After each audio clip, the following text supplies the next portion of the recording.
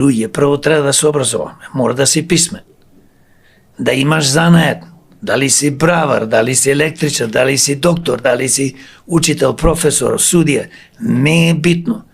Треба да се образуваш не само по диплома, не само да бидиш доктор на науки, да се образуваш овде во главата, во тиквата, што викам, за да размислиш зошто ова ни се случува, зошто имаме поданички, поточно робовски менталитет и зошто дозволуваме 35 години во слободна држава, која билам слободна, символички не е слободна, почнувајќи од државата и институциите окупирани од политички криминалци, ние треба да се освестиме и да кажеме вака.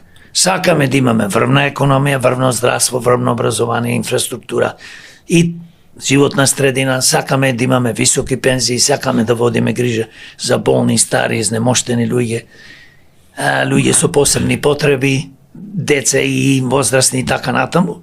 И бидејќи тоа сакаме да земиме еден пример. Пример ќе земиме од Данска, Финска, Норвешка, од држави што се напредни. Добри примери. Не, сигурно. Ќе земиме пример. Јапонија не е бито која држава во светот.